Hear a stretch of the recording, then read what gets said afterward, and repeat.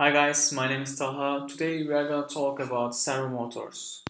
Okay, what's servo motor? Servo motor is a rotator actuator or linear actuator that allows for a precise control of an angular or linear position, velocity and acceleration.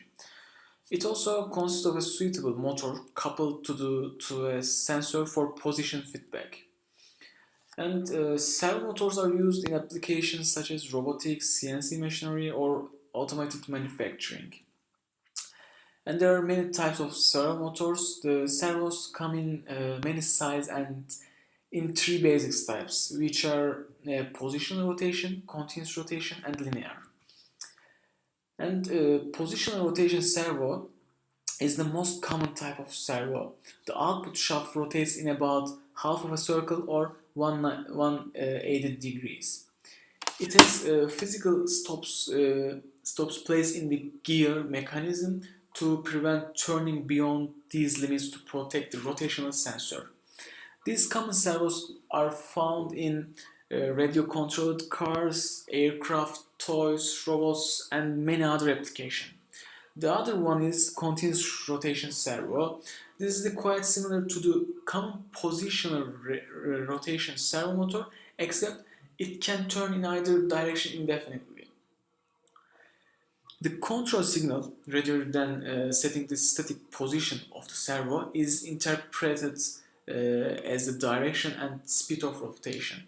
The range of possible commands causes the servo to rotate clockwise or counterclockwise as desired, at varying speed depending on the command signal. The last one is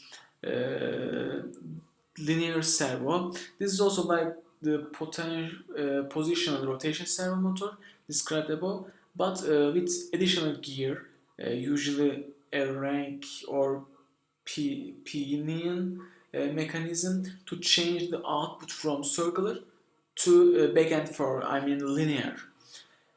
These servos are not easy to find. Then, how to control servo motor? Servo motors are controlled by sending an electric pulse of variable width, or known one is the pulse width modulation (PWM) through the control wire. And PWM is the process of turning on and off digital voltage quickly to simulate a range of voltage. For example, if a digital output pin of a microcontroller is 5 volt and the PWM is set for a 50% duty cycle, the output voltage would be exactly 2.5 volt. This is because the microcontroller is turning on and off the digital 5 volt pin really quick, and which is producing a simulated lower voltage. And frequency per period are specific to controlling a specific servo.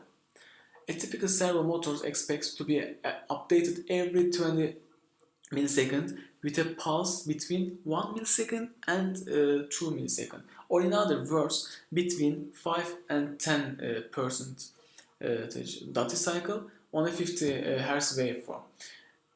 With a 1.5 millisecond pulse, the servo motor will be at the natural 90-degree position. And with a 1 millisecond pulse, the servo will be at the 0-degree position. And the last one is with a 2 millisecond pulse, the servo will be at 190 degrees. You can obtain the full range of motion by updating the servo with a value in between. And how do servo motors work? The servo motor is closed-loop servo mechanism that uses positional feedback to control its motion and final position. The motor is paired with some type of encoder to provide position and speed feedback. In the simplest case, only the position is measured.